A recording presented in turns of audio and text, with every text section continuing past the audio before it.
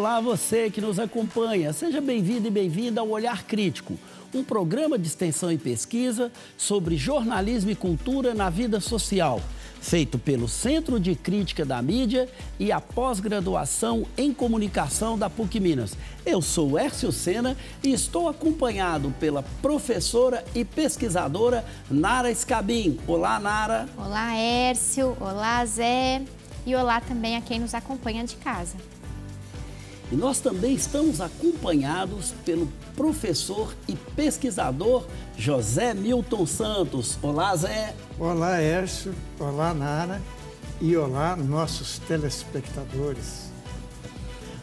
No programa de hoje, abordaremos a cobertura da imprensa comercial e alternativa sobre a prisão do ex-presidente Jair Bolsonaro e os desdobramentos políticos desse quadro. Bem, Nara, para iniciar a nossa conversa, a gente pode falar aqui um pouco dessa decisão, que é uma decisão histórica, né? Você ter um ex-presidente preso e julgado, condenado, mas por uma tentativa de golpe de Estado. E, além dele, vários outros militares condenados por essa tentativa de golpe de Estado. Bom, isso por si só já seria um fato histórico. Mas eu gostaria que você falasse um pouco para a gente, além dessa visão histórica desse acontecimento, qual seria então o limite dele pensando nessa situação ímpar que nós temos hoje na vida política brasileira? Bom, Hércio, de fato, né, é a primeira vez que no Brasil se punem os responsáveis por uma tentativa de golpe de Estado e, ao mesmo tempo, a gente teve muitas tentativas de golpe de Estado, algumas, inclusive, bem-sucedidas, o golpe militar de 64, mas não foi a única tentativa. Toda a história da República Brasileira, né, desde o seu início, é uma história de golpes, uma sucessão de golpes, tentativas de golpe, e esse é o primeiro momento em que a gente tem essa punição exemplar aí para os responsáveis por tramar, né, por organizar ali, tramar a tentativa de golpe. Isso é muito importante, isso é muito, né, simbólico, como você disse, mas, ao mesmo tempo, me parece que é muito pouco, né? Na medida em que o Bolsonaro, né, e os integrantes do governo Bolsonaro não foram, em momento algum, punidos pelo genocídio da pandemia, por exemplo, né, da pandemia de Covid-19, e, ao mesmo tempo, a gente tem no debate público, na medida em que a imprensa e o próprio judiciário atuam, né, sobre essa imagem do Bolsonaro como golpista, né, o Bolsonaro golpista está sendo objeto de punição. Mas há uma série de outras políticas de morte, né, durante o governo Bolsonaro, que não apenas não foram punidas, como também não são debatidas. Há uma espécie de apagamento seletivo, me parece, né, do que foi o governo Bolsonaro no debate público. Então, a gente pode pensar, por exemplo, além do genocídio da pandemia, e aí vamos lembrar de todos os discursos negacionistas do Bolsonaro, da demora na compra das vacinas, né, dos centenas de milhares de brasileiros mortos que poderiam, talvez, né, a gente poderia ter tido aí números menores de mortes durante a pandemia. O próprio fato de Bolsonaro e Paulo Guedes terem sido contra o auxílio emergencial de R$600, ele passou no Congresso, mas Paulo Guedes e Bolsonaro foram contra. Então, há essa gestão da pandemia, né, que levou centenas de milhares de brasileiros à morte, mas há também as políticas neoliberais, que são políticas de morte, né, iniciadas no governo Temer, mas consolidadas e aprofundadas durante o governo Bolsonaro. Esse legado econômico do governo Bolsonaro não é, de fato, problematizado hoje, embora ele permaneça em vigor. Então, a gente pode pensar, por exemplo, nas privatizações, a privatização da Eletrobras, a privatização das refinarias e oleodutos da Petrobras. A gente pode pensar na autonomia do Banco Central, que, na verdade, é também uma espécie de privatização do Banco Central. a contra-reforma da Previdência durante o governo Bolsonaro. Então, são políticas neoliberais, que são políticas de morte na medida em que aprofundam a miséria e as desigualdades, né, sociais do povo brasileiro e que, assim como a pandemia, atingem, sobretudo, as pessoas mais pobres, né, as parcelas mais pobres da população. E essas questões não estão sendo objeto de amplo debate na esfera pública, embora se fale muito sobre, né, a tentativa de golpe de Estado, isso é importante punir, mas me parece muito pouco diante do que Bolsonaro fez. Inclusive, esse debate foi também sustentado por essa imprensa comercial, né, que apoiou uma boa parte dessas medidas. Eu não digo a questão da pandemia, mas todas as outras políticas neoliberais do governo tiveram esse apoio. Zé, entrando nesse debate aqui, né, que a Nara inicia, assim, situando, o que você destaca como a principal consequência do bolsonarismo na cena política brasileira? Eu creio que a principal consequência da ascensão e consolidação do bolsonarismo foi o esvaziamento da direita. Os partidos de direita tradicionais, eles diminuíram. O PSDB praticamente acabou.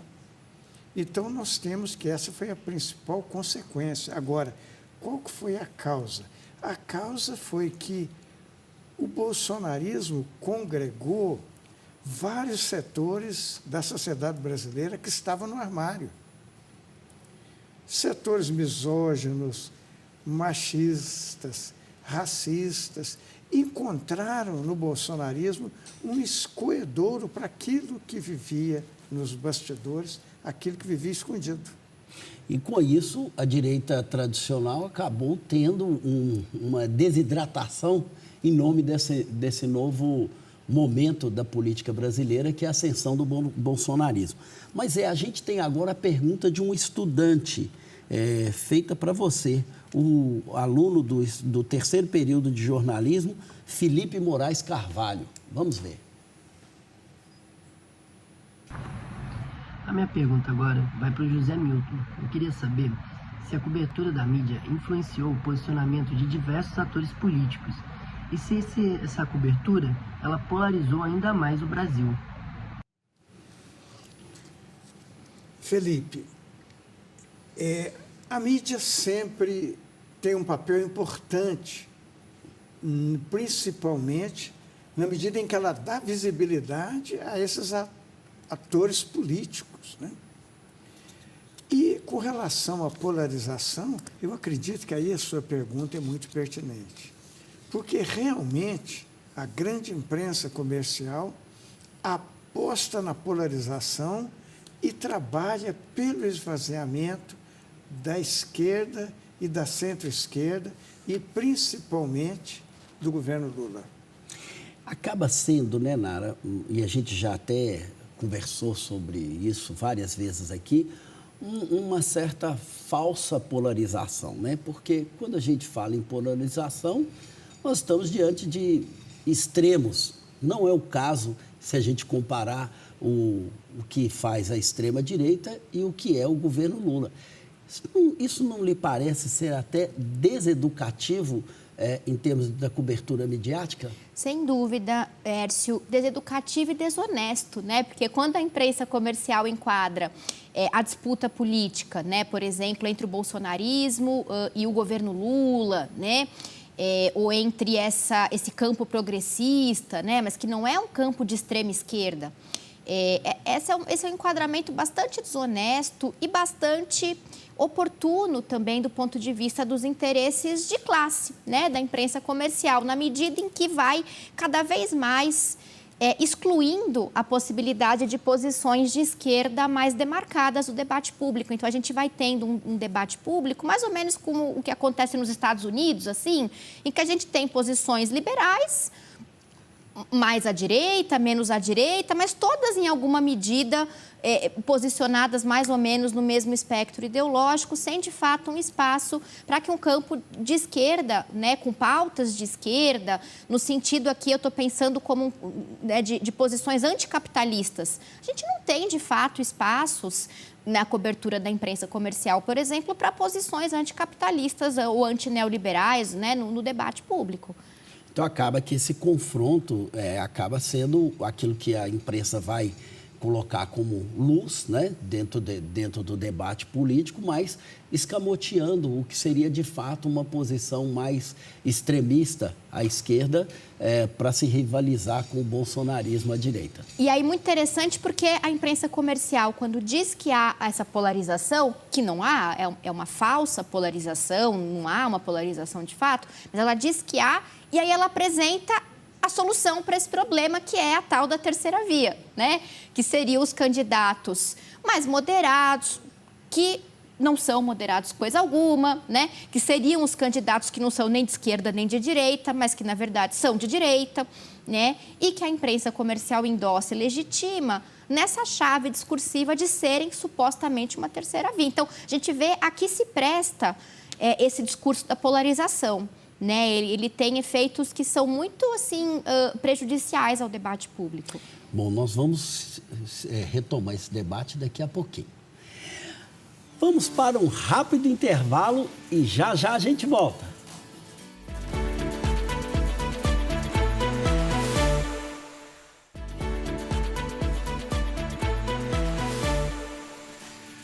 O Olhar Crítico está de volta.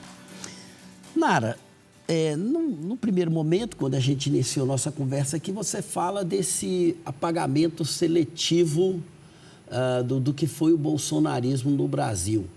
É evidente, a questão do golpe ela é salientada, mas outras questões que inclusive envolveriam até julgamentos, né, como você bem citou, a questão da pandemia e outras questões do governo não são levantadas. Em que medida que a cobertura da mídia também colabora para esse tipo de apagamento? A partir da sua análise, o que você pode nos trazer sobre isso? Bom, a cobertura da imprensa comercial colabora totalmente para esse apagamento. Talvez, né, a imprensa alternativa, independente, aí talvez o Zé fale um pouquinho mais, né, acho que vai ter outros enquadramentos. No caso da imprensa comercial, é muito interessante, essa sua pergunta, que quando a gente pensa o modo como a imprensa comercial está cobrindo a prisão do Bolsonaro, cobriu a prisão do Bolsonaro, né, o próprio julgamento, condenação do Bolsonaro e a sua prisão, e os apagamentos que estão presentes nessa cobertura, a gente consegue também perceber o tipo de entendimento, de sentido de democracia que essa imprensa aciona, né, quando vai denunciar e cobrir de maneira bastante minuciosa, bastante completa, bastante extensa o julgamento, a condenação e a prisão do Bolsonaro. Então, assim, em linhas gerais, o que é que a gente observa nessa cobertura, né? E o que ela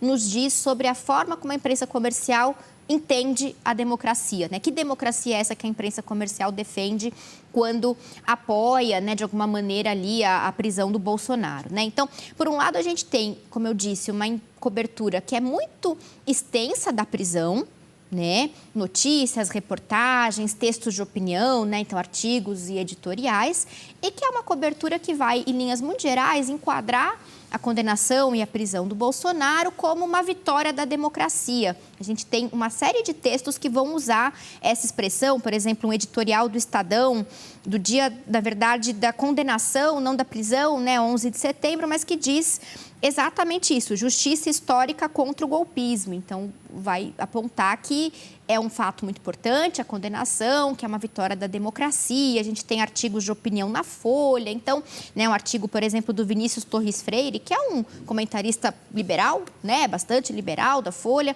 também do dia 11 de setembro, que diz lá, né, generais na cadeia e a vitória da democracia contra a nossa história sempre viva de golpe. Então, esse é um discurso bastante demarcado, né, na cobertura da imprensa comercial, ao mesmo tempo em que a imprensa comercial não cobra na mesma medida que haja uma punição pelos crimes da pandemia. A gente até tem algumas matérias mais pontuais a propósito da prisão, do julgamento, da condenação, que vão relembrar o que foi o governo Bolsonaro, que vão citar a pandemia, que muito sutilmente até apontam um caso ou outro, né? Claro, eu estou aqui generalizando, mas que de forma geral vão falar de maneira muito branda sobre o genocídio da pandemia, né? E cobrando de maneira também muito mais amena punições, né, para o Bolsonaro, para os integrantes do governo Bolsonaro pelos crimes da pandemia. Em relação às políticas neoliberais do governo Bolsonaro, que, como você já adiantou, a imprensa comercial apoiou e apoia até hoje, aí a gente, de fato, não encontra um debate crítico sobre esse legado econômico do bolsonarismo. Isso está absolutamente ausente da cobertura da imprensa comercial sobre o julgamento, a condenação e a prisão do Bolsonaro. Absolutamente ausente.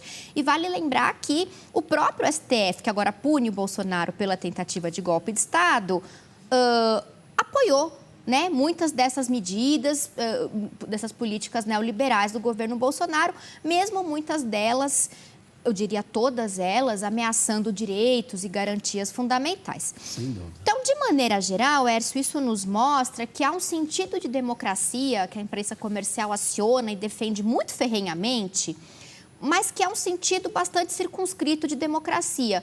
É a democracia liberal burguesa, no sentido da sua formalidade, da sua institucionalidade. Então, bom, a democracia venceu na prisão do Bolsonaro porque as instituições da democracia liberal burguesa foram preservadas, elas estão funcionando e ponto final. Né? Termina aí essa defesa da democracia. Não há um debate mais profundo sobre justiça social, sobre igualdade econômica, né? Isso está completamente ausente do debate da democracia na imprensa. Vamos só aproveitar esse gancho aí, porque tem uma pergunta aqui de uma estudante de terceiro período de jornalismo, a Camille Morena dos Santos, que tem a ver com esse debate que você está fazendo. Então, a gente entra com a pergunta dela, daqui a pouco a gente volta aqui para o debate. Agora, a pergunta para Nara Scabim. Como a cobertura desse evento pode afetar a confiança do público na mídia, principalmente entre os apoiadores mais fervorosos do ex-presidente Bolsonaro, que frequentemente já acusam de perseguição? Ótima pergunta, Camille, obrigada. Essa pergunta é muito boa porque ela nos permite pensar alguns elementos fundamentais aí da relação, né, desse público bolsonarista com a imprensa. Então, como você bem apontou, Camille, de fato, há um discurso sustentado pelo próprio Bolsonaro, pelos seus apoiadores, de que ele seria perseguido pela imprensa comercial. Não obstante, nós tenhamos aí, né, até uma reportagem, só para citar aqui, do Intercept Brasil, né, de 2020, que destaca ali o apoio, por exemplo, de grande parte das emissoras de TV aberta, Band, SBT, Record, Rede TV, um apoio aberto ao Bolsonaro. Então, esse discurso de que o Bolsonaro seria perseguido pela imprensa não procede, né? Então, o primeiro ponto, acho que é isso, né? Não é verdade, não encontra lastro na realidade, né? Ao mesmo tempo, claro que é um discurso oportuno para o Bolsonaro e para o bolsonarismo, né? Quer dizer, quando diz que é perseguido pela imprensa, ele se coloca como um mártir, ele se coloca como alguém antissistema, né? Como uma figura ali que, de alguma maneira, expressa, né, esses desejos de um antissistema, né, que é muito comum, que é, né, muito pulsante ali na extrema-direita. Então, apesar disso, é um argumento que não se sustenta, também porque, acho que esse é um outro ponto importante, como a gente falou agora há pouco, né, acho que a pergunta da Camille nos permite aprofundar isso, porque essa crítica que a gente tem na cobertura sobre a prisão do Bolsonaro, ao bolsonarismo, é uma crítica que me parece a mínima possível. É a crítica à tentativa de golpe de Estado, e a denúncia da tentativa de golpe de Estado não há uma cobrança que me pareça, de fato, justa, né, diante de todos os crimes contra o Brasil que o Bolsonaro cometeu. Então, esse discurso de que o Bolsonaro é perseguido não se sustenta também por isso, né? Mas, ao mesmo tempo, veja, para esse público, não importa. Esse público, de forma geral, né, como tem uma pesquisadora brasileira, Raquel Recoeiro, né, vai dizer que esse é um público que tem uma dieta noticiosa muito singular, que consome desinformação, notícias hiperpartidarizadas, que confirma suas crenças prévias. Então, para esse público, não importa muito aquilo que a imprensa comercial faz de fato, né? Vai sempre haver esse discurso de que a imprensa persegue o Bolsonaro, porque esse é um discurso também conveniente ao Bolsonaro e ao bolsonarismo. Então, eu diria que a imprensa comercial nem está interessada muito em ter a confiança desse público. Só para citar aqui é anedótico, mas ao mesmo tempo é sintomático, uma pesquisa do Datafolha do dia 7 de dezembro, recente, né, apontou que para 33% dos brasileiros é plausível o argumento do Bolsonaro de que ele tentou romper a tornozeleira eletrônica porque ele estaria em surto psicótico. Então, as pessoas acham que ele tentou romper, 33% dos brasileiros acham que ele tentou romper a tornozeleira porque ele estaria em surto. Quer dizer, não há lastro algum na realidade, né? Não há argumento possível. Então, eu acho que não tem um impacto muito grande na confiança, sabe, desse público, porque ele já não confia mesmo e não vai confiar jamais. E quando você tem uma lógica, né, Zé, que confirme as convicções, eventualmente você pode até utilizar aquilo que a imprensa comercial vai falar, desde que aquilo bata com o que você já acredita previamente e já aposta, né, previamente dentro das suas crenças, né? Então, eu acho que esse comportamento e esse exemplo que a Nara deu é bem elucidativo nesse aspecto. Zé, mas eu gostaria que você comentasse para nós como que foram as manifestações a favor da libertação de Bolsonaro após a sua prisão e como que elas foram cobertas pela mídia independente, pela imprensa alternativa. Bom, as manifestações convocadas, né, para os dias imediatamente após a prisão de Bolsonaro, fracassaram. Ao contrário do que as redes sociais da ultradireita alardeavam anteriormente de que se Bolsonaro fosse preso, a sociedade toda iria para a rua em favor dele. Na verdade, o que a gente percebe é que a mídia independente, todos os veículos da mídia independente, retrataram o fracasso dessas manifestações convocadas a favor do Bolsonaro, que algumas delas tiveram algumas dezenas de pessoas, outro, no máximo, algumas centenas. Por exemplo, o DCM, Diário do Centro do Mundo, do dia 7 de dezembro, destaca: Bolsonaro pede força entre apoiadores e superintendência da Polícia Federal fica vazia neste domingo. Ou seja, lá na superintendência é onde Bolsonaro está preso, né? Então, se houve esse fracasso nas manifestações, isso vai se refletir, inclusive, numa pesquisa. DCM, ICL, Opera Mundi 247, destacaram a pesquisa do Datafolha, que constatou que 54% dos brasileiros acham a prisão de Bolsonaro justa. Bom, nós vamos voltar com esse debate daqui a pouquinho. O Olhar Crítico vai para mais um intervalo e daqui a pouco a gente volta.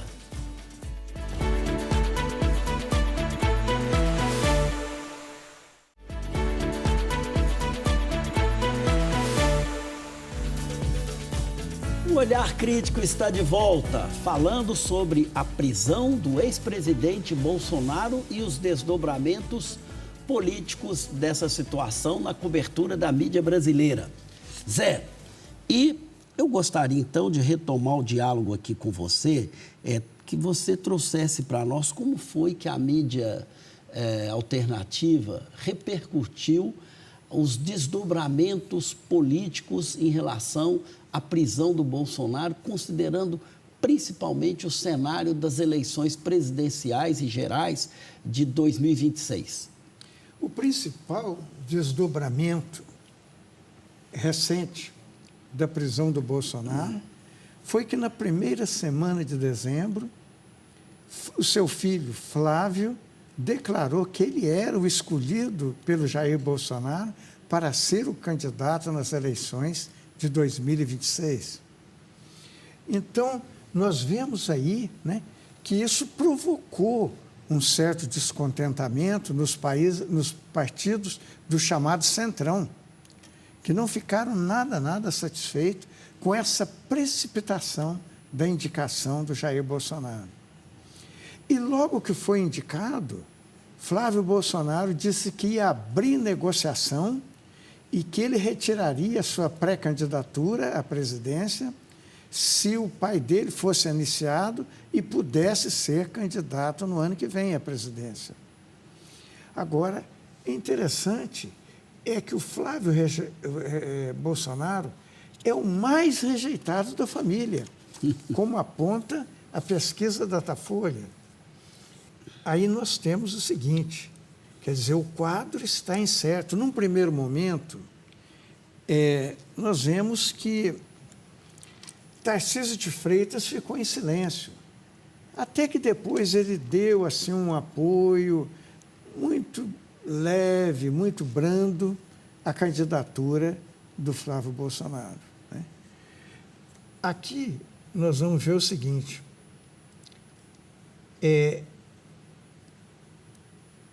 bom, depois o Flávio Bolsonaro acabou se manifestando, né?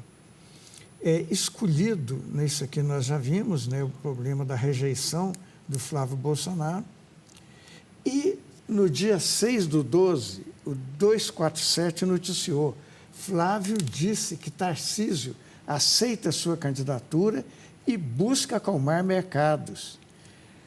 Senador afirma ter recebido apoio integral do governador paulista e tenta conter a reação negativa dos investidores após forte queda na Bolsa. A Bolsa caiu, o dólar subiu e nós vemos assim que a chamada, né, burguesia financeira lá da Faria Lima parece que não ficou satisfeito com a indicação do Flávio Bolsonaro, até porque o candidato deles e seus veículos de comunicação vive-aleidiano era o Tarcísio. Tentava-se uma composição com o Tarcísio, candidato a presidente, e um da família Bolsonaro como vice, ou uma. Porque na realidade essas elites econômicas brasileiras, representadas inclusive por esses meios de comunicação, eles querem alguém que tenha a capacidade de ter os votos que o Bolsonaro teve, né? Por isso que o Tarcísio é o nome ideal, mas também que seja cooptável para um tipo de política que não exatamente seja a continuidade do bolsonarismo. Por isso ter um sobrenome da família nessa disputa não é nada interessante. E como é que você viu, Nara, a imprensa repercutindo essa mesma possibilidade, né? Aí, no caso, a imprensa comercial, que é porta-voz dessa elite econômica brasileira? Bom, a imprensa tem coberto aí essa disputa pelo espólio bolsonarista, né? Acho que essa é a grande questão que se coloca na direita, né? E na extrema-direita nesse momento. Quer dizer, as lideranças de direita e extrema-direita já descartaram o Bolsonaro como um candidato viável, né? Estão ali cuidando da sua vida, das suas candidaturas a governos estaduais, Câmara Federal, Senado, mas, ao mesmo tempo, não podem ou não querem romper com o Bolsonaro porque querem disputar o eleitor bolsonarista. Então, o cenário é um pouco esse, né? Até porque ele é que tem os votos, né? Exatamente, né? E aí, acho que o Zé apontou muito bem, o Tarcísio de Freitas, governador de São Paulo, é o nome... ele já vem em pré-campanha e já vem sendo tratado como o pré-candidato mais viável, mais legítimo pela imprensa comercial. Então, ele já tem ocupado esse papel. Eu acho que ele me parece ser quem teria mais condições de herdar aí esse espólio bolsonarista.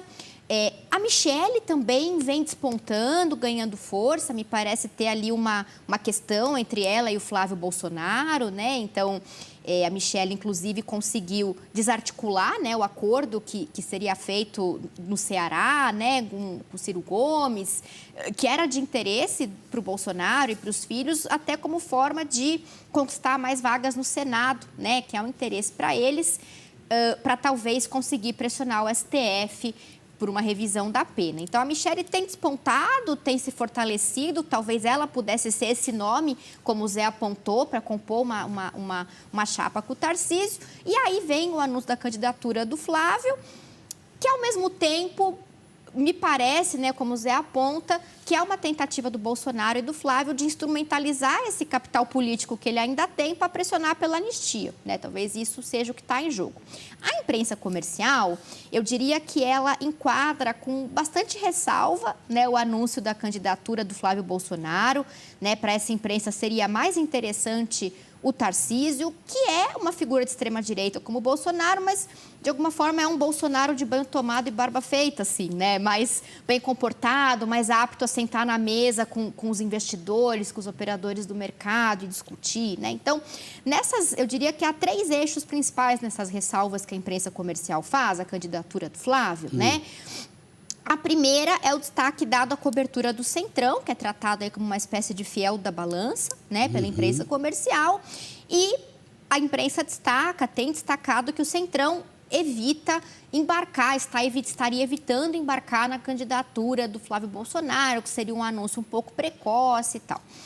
Tem também, nessa cobertura, né, o destaque dado ao posicionamento do Tarcísio de Freitas. Isso é bastante evidente, bastante demarcado, né? Então, o Tarcísio de Freitas e os seus aliados, né, segundo essa cobertura, veriam com ressalvas, né? Não teriam ficado muito contentes aí com o anúncio do nome do Flávio, né? E essa posição do Tarcísio é tratada com bastante legitimidade pela imprensa comercial. Inclusive, a reação inicial dele foi um silêncio eloquente, né?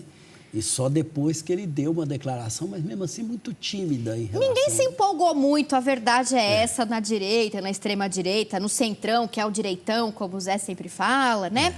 E, por fim, eu acho que esse é um ponto muito importante, o destaque que a imprensa comercial tem dado à reação do mercado diante do anúncio da candidatura do Flávio Bolsonaro, o mercado que é tratado como esse ente, né, como se fosse um organismo vivo ali. O fiel da balança, O fiel da balança, né? E a imprensa legitima bastante essa posição, tratando com muita preocupação os possíveis efeitos nocivos no mercado, a possível reação aí negativa do mercado diante do anúncio da candidatura. Então, o fato é que me parece que só vai conseguir, de fato, ficar com o espólio político bolsonarista quem tiver o apoio, né, da burguesia, do mercado financeiro e da imprensa comercial também. Então, a imprensa comercial, ela também é um ator político participando dessa disputa. Ela influencia nessa disputa e ela tem um peso grande, né? Ela tem um peso importante aí.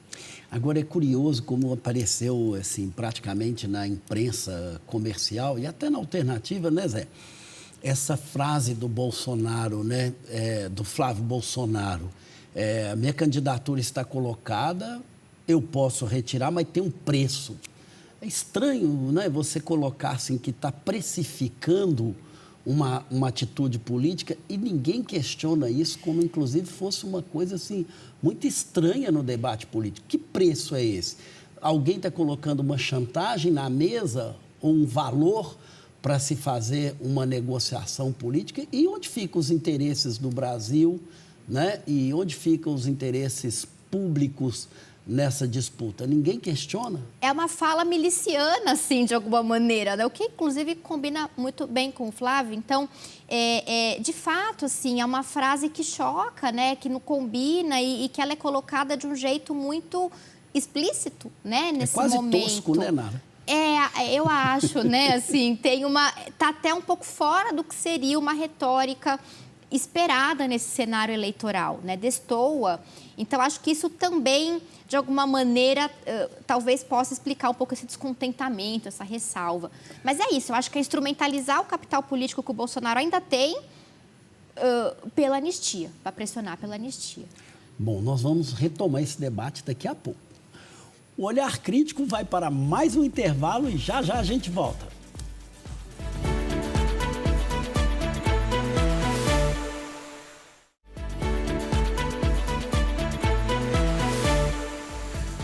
O Olhar Crítico está de volta. Zé, a Nara começou ali, né? A gente iniciando, falando um pouco da reação do mercado à indicação do Flávio Bolsonaro. Então, vamos primeiro aqui localizar, né, quem é esse mercado e como que a imprensa alternativa aborda essa reação do mercado à indicação do Flávio Bolsonaro à presidência da República. Bom, normalmente, quando se fala em mercado, está se falando no mercado investidor. Nós vemos que o primeiro efeito, Flávio Bolsonaro, fez a Bolsa perder 183 bilhões em um dia. A disparada dos juros futuros e provocou uma forte aversão ao risco dentre os investidores. Então, nós vemos que a reação não foi boa. O dólar também disparou. Então, nós temos aumento do dólar, queda na Bolsa, aumento dos juros futuros, foram as principais reações do mercado à indicação do Flávio Bolsonaro. Por isso é que o Flávio Bolsonaro disse que ele tem o apoio do Tarcísio. Isso era uma forma dele tentar acalmar os mercados e diminuir o prejuízo que a sua indicação provocou, né? Nós temos aqui que, como consequência também, né, a principal consequência política recente foi a indicação do Flávio Bolsonaro. Então, por exemplo, o diretor do 247, Leonardo Atush, escreveu: clã Bolsonaro acaba de matar a candidatura presidencial de Tarcísio de Freitas e pode viabilizá-la até para o governo de São Paulo. Goste-se ou não disso, a família Bolsonaro tem projeto, método e hierarquia, o que não acontece com o Tarcísio de Freitas. Então, por exemplo, um dos principais veículos da ultradireita, que é o Antagonista, né? O dono do Antagonista, Pedro Cerise, né, defende que Bolsonaro apodreça na cadeia. Então, ele não está, quer dizer, já é um racha na ultradireita, porque o Antagonista foi um grande apoiador do Bolsonaro quando ele era presidente. Agora o diretor quer que ele apodreça na cadeia. Então, isso é uma espécie de resposta à proposta do Flávio, que não é nada mais, nada menos que a retomada daquela antiga proposta de anistia, né? E que possibilitaria, não possibilitaria porque o Bolsonaro tem condenações no Supremo, tem condenação no Tribunal Superior Eleitoral, então ele não tem condições de ser candidato.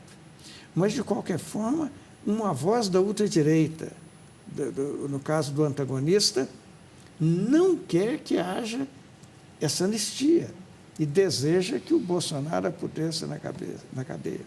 Agora, o Orlando Silva, ele também analisa essa reação do mercado. Ele afirma... Orlando Silva ou... O Orlando Silva... Sim, o deputado não, né? Sim. Ah, sim. O Orlando Silva, deputado federal do PCdoB, disse que banqueiro não tem dinheiro. Não, banqueiro tem dinheiro, mas não tem voto. E o voto é poder. Então, praticamente, ele está menosprezando essa reação do mercado, né? Porque ele diz o seguinte: o mercado tem dinheiro, mas não tem voto. Sim.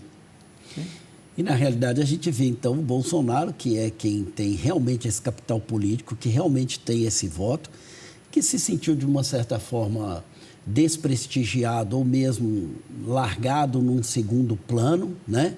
não tem mais nenhum esforço na Câmara, nem mesmo do seu próprio partido PL, para retomar a questão da discussão sobre anistia. Então, na realidade, o Bolsonaro, ao chamar o Flávio e colocá-lo em campo, ele está se sentindo completamente abandonado, inclusive por esse grupo político no qual ele mesmo pertence. Então, como a Nara colocou, como você reiterou, voltar com a questão da anistia para a pauta, lutar por isso, redimensionar no mínimo a pena que ele foi condenado, é uma questão que importa ao núcleo bolsonarista. Claro que o Flávio joga alto, dizendo que só sai se Bolsonaro estiver na urna. Mas como todo jogador, ele mira em cima, mas se vier alguma coisa mais embaixo que diminua, digamos assim, o sofrimento, a pena do Bolsonaro, eu acho que já há espaço aí para uma negociação. Não é assim que você vê, Me Nara? parece que sim, viu, Hércio? Eu acho que a intenção ali não é de fato que o Bolsonaro seja candidato, seja eleito. Eu acho que isso já está um pouco descartado, assim. Sim. Mas, de alguma maneira, talvez reduzir a pena, rever a pena, evitar que o Eduardo seja preso, o Eduardo Sim. Bolsonaro, que ele possa voltar para o Brasil, Especialmente agora que o Trump também abandonou, também largou de Todo mão mundo o abandonou Bolsonaro. o Bolsonaro, é verdade. Eu acho que eles, certamente, sobretudo o Eduardo Bolsonaro, contava com o Trump para pressionar também pela anistia, e isso não deve acontecer, Então, a ver aí o que vai acontecer, nas próximas semanas, nos próximos meses, mas me parece que a principal prioridade aí da família Bolsonaro será essa, Também a gente precisa ver o quanto a família não vai rachar, porque aparentemente Michele e Flávio têm aí uma questão, um conflito, uma tensão, uma disputa, Michele também está atrapalhando algumas articulações do Flávio, então talvez ali dentro também a gente tenha alguns desdobramentos desses conflitos. Embora, como disse bem o Zé aqui na análise, tem método e tem ainda um chefe. Quem manda é o ex-presidente Bolsonaro. E talvez entre a esposa e os filhos ele faça os filhos, uma escolha, Bom, mas vamos, a gente vai continuar, evidentemente, esse debate traz, nós vamos ter outros desdobramentos, o ano que vem é um ano de eleições, então esse debate na mídia ele vai ser cada vez mais intenso, nos meios de comunicação, principalmente no jornalismo empresarial e também no jornalismo alternativo. A gente vai voltar com esse debate novamente, mas agora a gente tem aqui uma reportagem feita pelos estudantes do 3º período de jornalismo que também estão fazendo esse debate com a população de Belo Horizonte. Vamos ver? A gente queria saber qual que é a sua opinião sobre a cobertura da imprensa na prisão do Bolsonaro e quais as consequências que você acha que vai ter na política sobre a prisão dele. Cara, a primeira pergunta eu vou responder da seguinte forma. Você lembra quando o Gaddafi foi preso lá na Líbia, foi condenado, tudo? A mídia, ela mostra o que ela quer, da forma que ela gosta, da forma que ela quer. Ela pode transformar um herói num vilão rapidamente, certo? Sobre a prisão do Bolsonaro, eu acho que não vai influenciar nada. Só que o nosso governo que está atualmente, se você parar para analisar, a nossa economia está indo toda pelo ralo, entendeu? Se você for ver, o café subiu, o gás subiu, o leite subiu, tudo subiu, desde que entrou no governo Lula. O Lula deu auxílio de 600, ele tomou com uma mão e tirou com os outros 9 dele, na verdade é essa. O que você está achando da cobertura da imprensa sobre a prisão do Bolsonaro e quais são as consequências que isso tem hoje na política brasileira? Bicho, eu acho que foi um pouco injusta, mas também não acho que está errado isso tudo também não, que eu acredito que pode ter sido golpe, tentado ter dado golpe sim.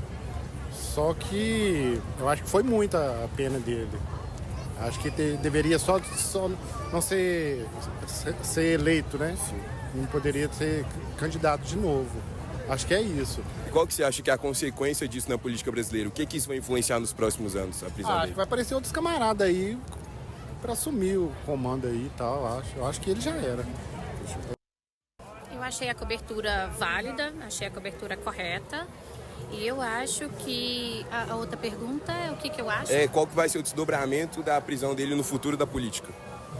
O desdobramento, eu estava até conversando com uma amiga agora, eu acho que o desdobramento vai ser um pouco dessa mudança da extrema-direita que vai acabar se afastando, ainda mais que ele não apenas está preso, ele também está como inelegível.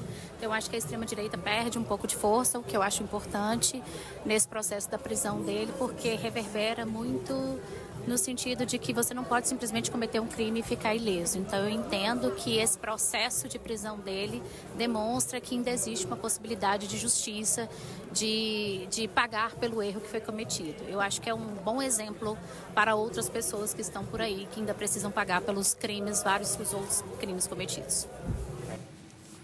Bom, então a gente vê aí um cenário, né, com opiniões até excludentes, né, algumas até contraditórias, né, mas assim, mostra também como que a população às vezes compreende pouco esse debate, né?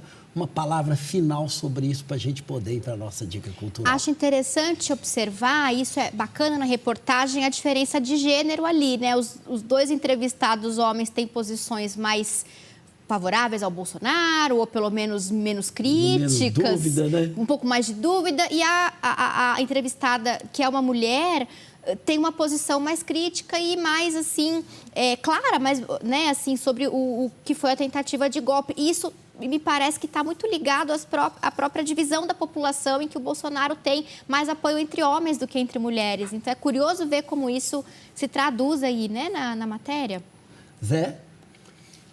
Eu acho que essa reportagem, ela captou, né, assim, uma espécie de uma média do que é o pensamento da sociedade sobre a prisão do Bolsonaro e desdobramentos. Nós vemos, por exemplo, que o primeiro entrevistado, ele apresentou uma apreciação de que a economia está indo para o buraco, justamente quando nós temos a menor taxa de desemprego da história, que nós temos um crescimento econômico superior ao do período do Bolsonaro, que nós temos uma taxa de investimento estrangeiro muito grande. Então, portanto, aquele entrevistado refletiu mais ou menos aquilo que boa parte da sociedade pensa, ou seja, não com os fatos, mas com as opiniões que ouvem. Bom, então a gente vai depois seguir com esse debate, mas agora nós vamos para a nossa dica cultural.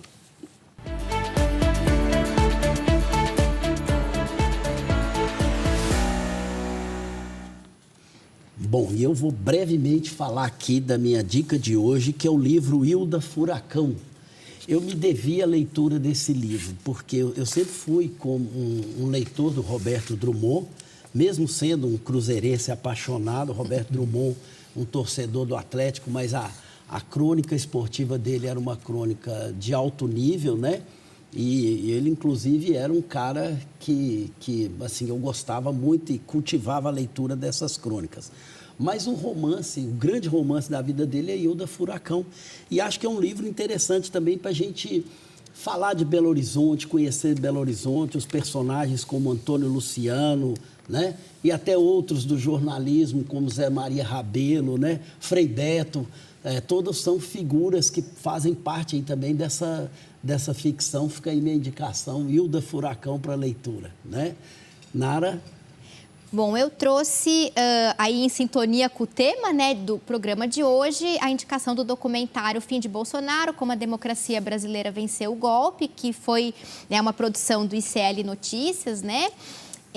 Instituto Conhecimento Liberta, de 2025, dá para assistir no YouTube gratuitamente, e é um documentário bastante interessante, né, na medida em que ele vai recuperar, né, os acontecimentos detalhadamente, tanto a própria trama golpista, a tentativa de golpe, quanto o julgamento, a condenação do Bolsonaro. Então, recupera ali, né, a investigação da Polícia Federal, a denúncia da PGR, as provas que foram aceitas pelo STF, traz também uma série de documentos, as provas que foram produzidas pelos líderes da trama golpista contra eles mesmos, né? Então, estão ali todas elas documentadas, né? Tem também boas entrevistas de jornalistas, pesquisadores, advogados. Então, acho que vale até para quem está tentando entender o que está acontecendo, né? Não acompanhou muito a cobertura. Acho que é uma produção bastante didática que nos ajuda a entender melhor esse cenário.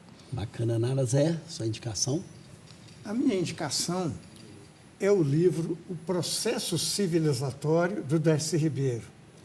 O Darcy Ribeiro é mais conhecido como político, foi ministro do João Goulart, ministro da Educação, foi o primeiro reitor da Universidade de Brasília, foi idealizador do CIEPS, no Rio de Janeiro, foi idealizador do Memorial da América Latina e foi o relator da atual Lei de Diretrizes e Bases da Educação Nacional.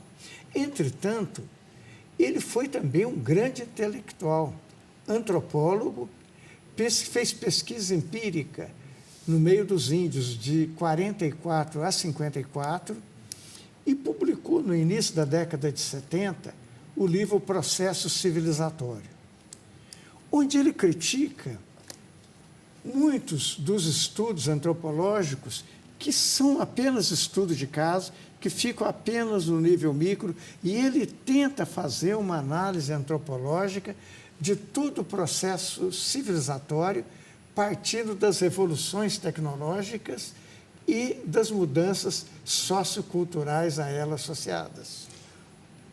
Bom, muito obrigado, Zé, pela indicação.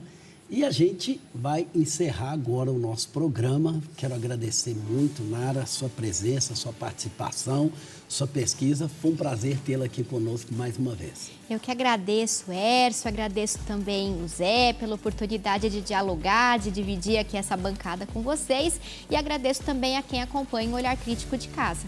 Zé, mais uma vez, meu amigo, muito obrigado pela participação, pela presença e pela sua contribuição aqui hoje no nosso programa. Hércio, agradeço eu a presença sua, a presença da Nara e agradeço especialmente os nossos telespectadores. E assim terminamos aqui o nosso programa. E lembramos a você que ele está disponível também no YouTube e na plataforma Spotify. Nos acompanhe por lá também. Um grande abraço para você e até a próxima semana.